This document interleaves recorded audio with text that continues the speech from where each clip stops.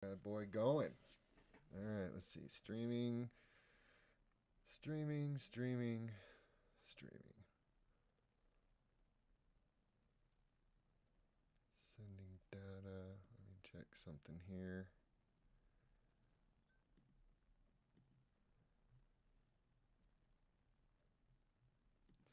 Sorry, guys. I told you I'd be on at 3 o'clock. No, I'm definitely live. Okay. Let me get back over here. Back over here. Hey! It's been a while. Let's see. Hold on a second. Continue. Yeah, because I have a talk that I want to talk to y'all about. And I hope you're not hearing this crackling in the background. I got a new microphone. Was trying to set it up earlier, and it's been a while since I've come on live for a number of reasons. So I want to share a few things. One of those reasons is prior to this previous election cycle, I was asked by some people to help pass Proposition 122 by traveling around the state and talking to various groups about veteran issues, about why I believe psychedelic medicine is the wave of the future. It's going to transform mental health as we know it. It already is to some degree, and by the grace of God, I live in one of the most beautiful, wonderful states in the planet that the Rocky Mountains. I look out my window. I got Pikes Peak right out there, out of my bay window. It's so gorgeous, and it's such God's grace that I have an opportunity to live here, and then I have people in my state that understand that for veterans like myself, um, this medicine is life saving. And then on top of that, I've been asked to go work. I don't want to give out too much information, but for potentially with another organization to go work with Ibogaine and Bufo and be a therapist. And so I've been working on that, and I just didn't really have a lot to say. I'm very disappointed uh, in what's happening in my country as a whole, and I felt like I couldn't come on uh, and not be negative and not be upset. But I've had a series of events happen recently, and I put a lot of energy and a lot of time into not only trying to educate people on psychedelic medicine and the science behind people using, mushrooms and other substances like, dimethyltryptamine, DMT, to heal um, really radical psychiatric disorders like PTSD, where, even recently we discovered that in some states, the number of veterans that are committing suicide is double. Everyone always talks about 22 a day. In some places, it's 44. It's bad, right? And so, I was very excited when the state of Colorado passed Prop 122. Amazing people live in this state. But not only did they pass that, they looked at what was happening in Oregon. We're going to talk a little bit about this, and I'm going to try to keep this maybe down to 20-25 minutes because I just want to outline. I've caused some confusion about me telling people that I have decided, because of the level of grift I'm already seeing happening and people being taken advantage of and people offering training programs that really don't mean anything, um, that I was going to start offering my services for free. And people are like, whoa, how are you going to do that? And then other people got mad and they called me crazy. And so I just kind of want to explain what that looks like so you understand A, I'm very serious, and B, I'm not trying to pick a fight with anybody. I think there's enough fighting within the psychedelic community and the cannabis communities over petty things and politics that we don't need more. And the best way for me to do that is to just educate the public, because right now that's what we need. Most of the opponents of Proposition 122 talked about corporate interest coming in and dominating the market, and it being about greed, and it being about wealthy upper middle class, mainly white people, profiting, like with what happened with cannabis, while other people are still being imprisoned for the same thing these people are getting away with. And at first I thought, I understand your arguments, but it's very important we get these medicines in the hands of the people, and that's what I've been saying. But the one thing I told them is the reason the cannabis industry turned into what it did is because once the real activists got it passed and legalized, they just quit. They didn't fight these corporate interests. They didn't continue in the battle to make sure that people could have access not only to these markets but to healing without being millionaires. And it's going to happen again. I'm telling you this right now. Recently you've probably seen me posting about this, great big psychedelic 2023 thing coming on. And I put in to be a speaker. I put in to be speakers everywhere. I've traveled around the country. I've spoke at different events. I have a lot of experience with psychedelic medicine with veterans. 10 years ago, I was a homeless heroin addict. I have a master's degree in counseling. I work as a project manager full time. And so, I know the power of this medicine and where it's taken me from where I was to where I am today. And I want everyone to have that opportunity. And that's where my problem lies. So after I started looking about being a speaker and putting my applications, I just started looking about getting a ticket because I thought, the caliber of people that are speaking at this conference are way outside of me. These are people that have been working in this industry for a long time, and they definitely, people with PhDs, people have a lot to share, and I think it's important that people get access to them. But then I went to get a ticket, and it was $800, and that was on top of this other stuff that was happening. We had a ranch idea that was moving forward, that some people came in, and I believe out of greed and want to be center, and began to sabotage. I was leading free for a 501c3, a psychedelic professionals group that, once they got a little big for their britches and, had a successful conference, they told me they weren't going to partner with me anymore, wouldn't tell me why, wouldn't tell me what the reasons were. I kind of have my own ideas. And then tried to threaten me and tell me I couldn't hold any other kind of psychedelic professional group. I could not even use that name. And I thought, this is the beginning. This is the beginning of the insanity that we're going to see. And I really, really just want to see people, A, have access to this medicine and not have to pay $1,800. There are literally people paying $2,000 to go on a mushroom journey. And that is just insane, right? And what they're doing is they're taking advantage of desperate people that really want this healing and they don't want to end up in prison like veterans. And they're going as high as they can to exploit these people. And they say, well, it's a lot of time. They get multiple services. And I'm like, that doesn't justify it. It just doesn't. And I almost fell into this trap, right? Because I thought this is the market value. This is what people are paying. But as I worked in my realm of the psychedelic professional community that we have in Pikes Peak in Colorado Springs, and I watched people so excited, people wanting to be healed, people just like, wow, we're going to get access to this. And I went even lower. I was like, I'm only going to charge people $800. And I went on how, I was going to do a 3-day thing. And, there was going to be before and after, not therapy, because we can't do that legally yet here in Colorado. But I was going to frame it as a peer support healing group where people were administering themselves. I was going to give them free medicine.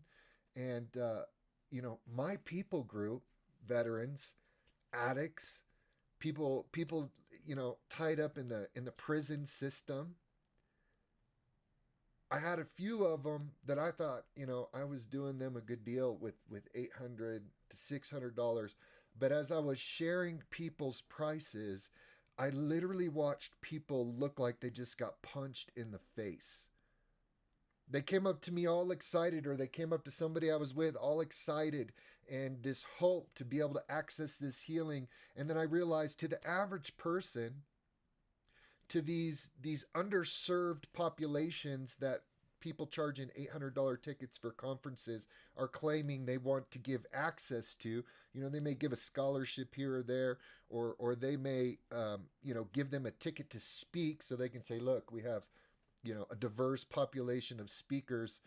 But the average person working 9 to 5, paycheck to paycheck, maybe someone struggling with mental health issues that aren't upper middle class, can't even get access to these events. There is no, hey man, you're poor, or you're financially challenged, or you're in a community where you don't even have opportunity to make that much money in order to take advantage of these services.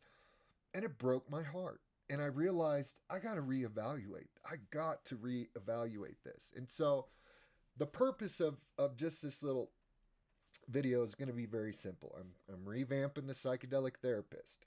And one of the funny things happened. So when I was out speaking for Proposition 122, I've had people come up to me and go, oh, this is the psychedelic therapist. Because the podcast I started with, the way they said it is like, the psychedelic therapist. Guys, that's not what my podcast means. It's like saying the psychedelic therapist, broad term, everyone that falls under it. Which is why I always tell people, if you're soul manifesting, psyche, or mind manifesting, if you're really working the heart work with people, you are a psychedelic therapist, right? And I was like, no, I am not the psychedelic therapist. This is supposed to be an umbrella for anyone that really understands the power and the healing of this medicine, and wants to take that. People are even afraid to take that. Well, I don't know if I want to call myself a psychedelic therapist. Yes, call yourself that. If that's what you're doing, if you're healing people, if you're not exploiting people, if you're trying to get this medicine out that really brings out the heart and the spirit, you are a psychedelic therapist. And so, just as a quotation out there, I am not the psychedelic therapist, but so how am I going to do this? And I'm going to give you a couple ways that I'm going to do this. Number one, I'm going to start growing mushrooms. I have some growers that have offered to kind of scale me up as big as I want to go. And I'm going to get an attorney and make sure I know how big I can scale my mushroom grow. I make enough money without, I do my therapy not as my full-time job. I have 2 other full-time businesses, and I work in telecommunications. I never wanted therapy to be my bread and butter. I never wanted to have to operate in that way. People talk about imposter syndrome, and I think part of imposter syndrome is you get these professionals, and I've met in my groups so many burned out therapists. And it's different when you get therapists together. And, as crazy as our world is going and how overworked everyone is, where they just want to quit, right? And I was like, I never want to get to that point. So I'm not judging you who are doing that. I just never wanted to get to a point where, like one therapist shared with me, whenever my phone rings from a client, I cringe inside. Hey, you need some self-care, man. You might need a mushroom journey. You need some of your own healing. And I get it. It's not because they're bad people, but they're feeling this imposter nature because, they're giving people advice and they're guiding their life, but they're not feeling it in their own life. Maybe their marriages are falling apart. Maybe they're struggling with depression. And that's where the imposter syndrome comes from. So I've always maintained a separate form of income, and I'm going to do that. I wanted to work in psychedelic medicine full-time. That has always been my dream, and I'm not going to be able to do that. But what I am going to do, and I'm going to make this very plain, even if I have a waiting list, that anybody that comes to Colorado, you'll have to do an intake to become a client for my business so that we can go through paperwork, so that we can get some medical information and do this appropriately. And then I'm going to sit for you. And then if you want to do integration later, we can talk about that too. And I'm going to grow these mushrooms, and I'm going to pay for it out of my own pocket, and I'm going to give this medicine to people for free. And I'm going to give this service to people for free. And the only way that I'm going to be able to do this, and why I want to see this happen, is the more of us that refuse the exploitation, refuse to create this elite class of $1,000 speakers and whatever conferences where the average person that they say they want to serve can't even get access. We're going to make that for them. I've already had other professionals contact me and say, Seraphim, I want to help. I want to help. And so there's other communities out there that are doing this, and I want to get that information out. Because right now, Oregon, and this is just crazy. Just a second. I had to yell at my dog. Okay, so Oregon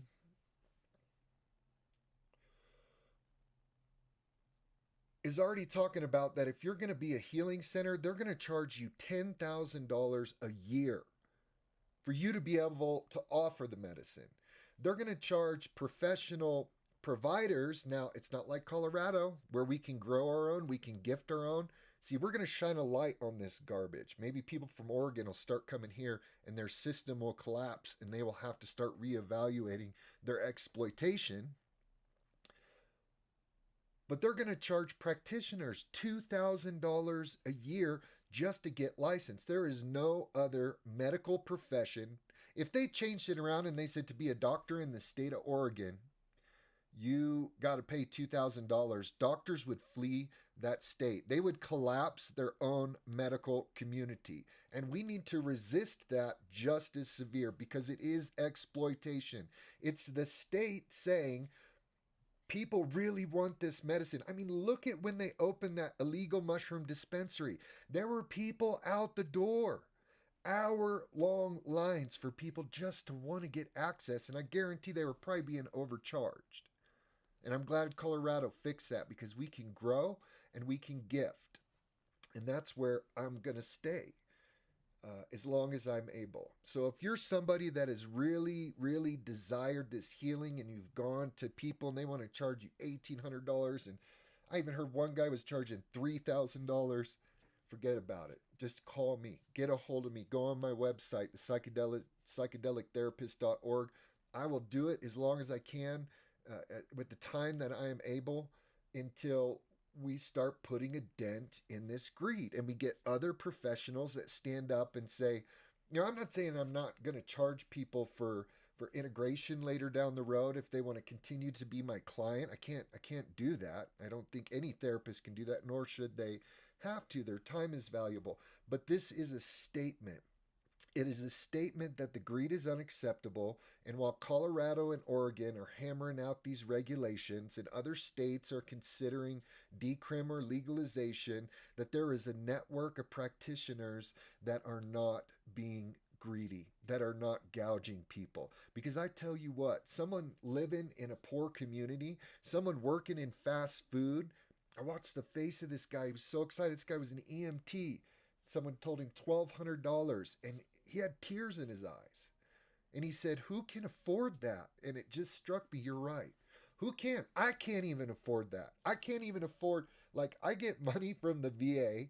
I got multiple businesses, but I don't even have $800 just laying around to go at a conference and hang out for a week, right? That is not something for the average person.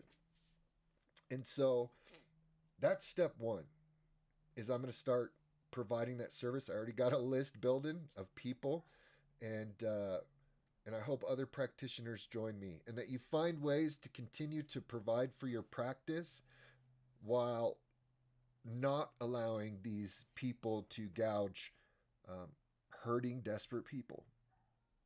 And it's going to take a lot of us. And if not, then I'm just going to keep doing it and exposing it until other people, because I know a lot of good therapists, they're already, some of the ones I work with, I know what they're charging and they feel bad about it, right? And they're reevaluating their fees and stuff. And I'm going to say, I'm not trying to condemn anybody. I'm not trying to pick a fight that people that do it the way that I'm going to do it are better. You do it the way that you feel is best for you. But you're going to exclude whole population groups of people by doing that. And that's fine if that's what you want to do. That is not what I want to do. I don't even know people that can pay $2,000 for a mushroom. I guess if I really worked on this for years and years and built my brand and did what other people do, but that's not who I work with. Felons coming out of prison, they ain't gonna get $2,000 to give me for anything, right? And that's what Oregon is saying, that it's probably going to be around $2,000 for services because of their fees, because of how much they're going to tax and charge people. And it's disgraceful. It's disgraceful to take advantage of hurting and wounded people because you know they'll pay it. And I'm talking on a state level. Now, those of you who are out there working with rich people that can afford it, go make your money. But help us go to these other population groups as we begin to build this structure. We're going to build some nonprofits. We have one going already. And we're going to allow people to donate to that nonprofit in order to give services to people. So if I do find some therapists that can't afford to do what I'm going to do, that we can help pay them at least to help people at a reduced rate. Step 2. So as I began this growing journey, I'm going to document it in videos. I'm going to show you guys how easy it is, because it really is fairly easy to grow mushrooms.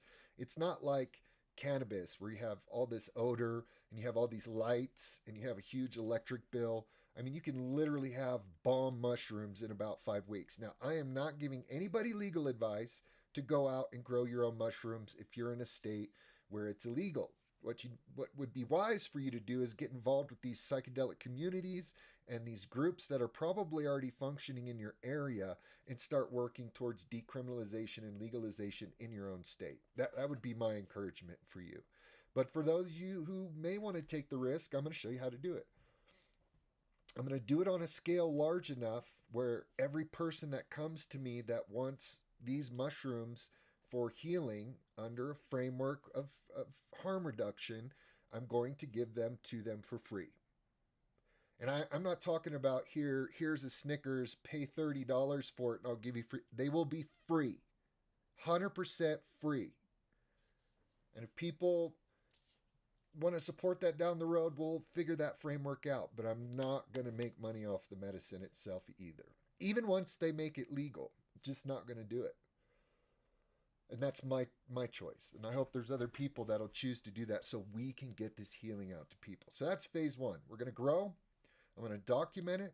I'm going to show you how easy it is. And I'm going to provide free services to people. Step 2 is there's a bunch of training out there right now where they are the one thing I've heard, even from doctors, is the cost of training is so insane. You'll go pay $5, $7, $10, $12,000 to get a certificate that means absolutely nothing. And I'm not trying to offend the people that are, I've looked at some of these programs, and I'm not going to name names right now unless they start attacking me. And then we can talk about it publicly. Because I did it the other day and I felt bad about it. Because I look at some of these programs, they are trying to get qualified people in there to create a framework of training that is valuable. But the thing is, this is so new, there are no experts. There are no experts that deserve to be paid thousands of dollars to teach you how to do this. There are people that have been in this field, like Paul Stamets, for a long time, that have a lot of value to add to the community and the healing community. And I highly doubt he charges people thousands and thousands. Maybe he does. I don't know. He doesn't seem like that kind of guy to me. But, and if you want to go to a group or learn a class from him and pay $1,000, do it. You know what I mean? If you have the extra income to do stuff like that, that's great. Most of us don't, especially in this economy. We're struggling putting groceries and gas, and you compound that with having a mental illness or PTSD or some level of non-functionality in your life. It's an impossible barrier. And so what I'm going to do in a series of videos is I'm going to take curriculums from people. I'll have to name the organizations once I'm doing it, and I'm not trying to hurt these organizations, but I'm going to show you how you can get that exact information that they're presenting, because it's not proprietary. They're not telling you anything that you cannot learn on your own. Actually, a lot of the medical professionals that I meet currently who ask about getting in training, we tell them the best step for you, and this is one of the few medicines in the world that I think this is true about, for you to really understand how this medicine works and how to work with people with it, is just to go on a journey yourself. But you know, when people are charging $2,000 to $5,000, that creates a barrier even for these people trying to get training. So we can help you do that. So we hold a group once a month, second Tuesday in Colorado Springs. It's the Pikes Peak Psychedelic Professional Meetup Group, where we're trying to network, we're trying to help each other, we're trying to figure out what is fair and how we can serve our community in this way. We have doctors showing up, psychologists, psychiatrists, we've had veterinarians show up, we have dispensary owners, we have activists, we have the Colorado Springs Psychedelic Club, and coming together to form this community of how can we do this? How can we make sure the exploitation doesn't occur? How can we network with each other? And so when I say I'm going to provide training, we're going to do our best to create a structure where, as I'm providing these services for professionals that want to come out and either participate, observe, this is going to take a little bit. I'm probably not going to be fully up till the spring. Um, I will create a concrete resource where you can get every piece of information that these certification programs are going to give you, and not pay $15,000, right? It's going to take some work. It's going to take some work because, unfortunately, you know, and that's not a bad thing, but for those of us who don't have the luxury of shelling out tens of thousands of dollars, it takes a little more effort for us to get the same privilege. But you can do it. And I will do everything I can to help you. And I've talked to other professionals who will do everything that they can to help people as well. So please don't not participate with us because of the things I've chosen. I'm not going to shame you if you're out there charging people $1,800 for a service. Just don't claim that you're trying to serve underserved populations or indigenous populations, or, you know, I've had people on a certain reservation that wanted me to help them out, and the people are out there struggling with meth and with fentanyl, and they don't have $2,000. They don't have 2,000. They don't have, some of them, $500 to get access to this medicine. And so until I see at least some level of effort of actually people trying to give that access, just keep it to yourself. You know, you can come hang out with us. We'll still network. But so far, a lot of what I'm seeing of groups and people that are bragging about access and underserved and colonization and all of these, you know, political ideologies that are also something that's dominating. It's there's not diversity in this community right now. Everyone's kind of thinking the same, talking the same, politically the same, attacking people who are conservative. I haven't seen any scholarships for, you know, other political population groups. It's only certain people. But that's what this group is for, is to come together and figure out how we can serve our community. And maybe that can be a model for your community. Maybe you can come visit us and go out and begin to build something in your own community, even if it's not legal in your community. Just don't engage in illegal behavior, and begin to build in your own community what we've done here. So that's another resource we're going to give people, your opportunity to meet professionals and find ways for them to take you on this journey without you having to shell out all this money. Because to me, honestly, what this needs to be about is people, about healing people and building healing communities that care about people and not profit. And this was a mantra in the cannabis community for a long time, and it kind of went out the window, but then thank God that community collapsed. And now they can't even sell a pound of weed for a couple $100 in some places. So their own greed tanked them, and I'm thankful for that. Now we can restructure and start making people and healing the focus, because healed people make strong communities and a strong society. I'm sorry.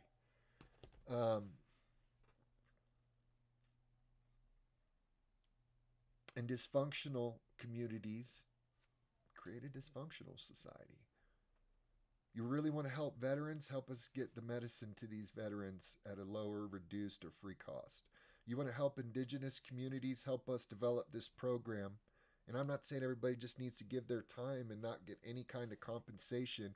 Help us figure it out to where we are giving this medicine for free, where we are creating a structure that's more like a healing community. So that's going to be the 3 tier attack here: my own free services, free mushrooms. I'm going to have a waiting list, and if there's other professionals that are willing to do this and they tell me, I'll start a list. I'll refer people. I'm going to show you the training structure because, just real quick, no state has decided what they're going to accept. So everyone getting training right now, you don't even know if that $15,000 you just spent is going to be accepted to work in the state. And there's only 2 that have decrimmed so far or legalized. And so what are you going to do? You spend that $15,000 and they say, we're not going to accept this school's training. But they're not telling people that. They're not saying, well, we're not even sure if this is going to work. We're working with other groups, and maybe it will, maybe it won't. But as I've gone through the curriculum, there's nothing stunning in it. There's nothing stunning in it that you couldn't figure out from a handful of books, all the free resources on this medicine. But again, I'm not saying it's wrong. You want to go learn from a PhD and sit in a classroom and be able to ask questions? That's an advantage. That's an advantage and a privilege that you can get if you have the money to do that. So I just ask for your prayers because I know this is going to make me attacked. I know it already has, but I don't care. I don't know. I'm bred for battles like these, I think, because these injustices bother me deeply. And I think right now we have this time frame of 2 year period in the state of Colorado where, as we come together as a community, we can make it where our community is accessible, where it isn't $2,000 to get services, where people aren't being exploited, and Colorado can begin to be the center of psychedelic medicine and research in the nation, maybe even the world. I still have a dream to one day form a psychedelic treatment and research center here in the state of Colorado. I'm not going to be able to do that giving out free services, but if I can change with these other professionals one level of the greed and exploitation where we don't become like the pharmaceutical industry, but we're actually out there helping people, even if it brings it down some where people are creating opportunities of real, genuine accessibility. Here's my challenge for, and I'm going to put this out there. I am going to name one name. This conference coming up in Denver. They say in their ads, if you're anyone in the industry, if you're in this industry, this is where you need to be. I'm going to challenge you. What are you going to do to create access where someone living in a poor neighborhood in Denver or in a trailer park with a heroin addicted mom and no dad who's very interested in learning from these people, who really wants to be exposed to this knowledge, what are you going to do to give them access? Because they don't have $800 or $700. And I'd be willing to work with you guys on that. I have some ideas. I know that there has to be a price. These things can't be done for free. But until I see actual access happening for people realistically, to me, it's just about greed and elitism and everyone patting each other on the back while they're trying to get their patents and their research, and they really don't care. They really don't care. I've asked them to prove me wrong, to show me what they're going to do. I hope they open a door for people to come into this industry and help us. Help us change the world with one of the most efficacious medicines that I've seen in my lifetime when it comes to psychiatric care and other medical conditions. So that's it. That's all I got to say for today. I got to put together my curriculum on this. I will have a place, maybe multiple places, where I'm going to be holding some groups in the spring. The groups will be free. The training will be free. I hope other people come alongside me and help provide this. Obviously, there'll be a vetting process. I'm not trying to get other professionals taken advantage of, but I just want to see people able to heal as I've been able to heal. I was willing to take risks um, because I was that desperate. But thankfully, I didn't end up in jail trying to heal myself, and actually got connected with a lot of really amazing people. Not everybody out there is this greedy. And there are some amazing, amazing practitioners that have been working in the underground and that have been doing this for many years. And we're going to change this. I believe that. And if not, I'll just have a long list. You know what I mean? Because it's the only way to stop the things that I've seen over the past year. You know, greedy people aren't going to come in and take stuff over if there's no benefit for them out of it, right? But thanks for hearing me out. I'll keep you updated. Start the Psychedelic Therapist podcast back up. And that's going to kind of be our theme. Maybe I'll get some guests on there to talk about what they're doing and how they're providing access and how they're providing service and ideas they have, because I can't do this by myself. We got to work as a collective, as a community, and get this medicine out to a very desperate world that needs it severely. So appreciate y'all. And psychedelictherapist.org if you want to get a hold of me, or on my LinkedIn, Sarah from Schwab. Um, Let me know if there's anything I can do to help you.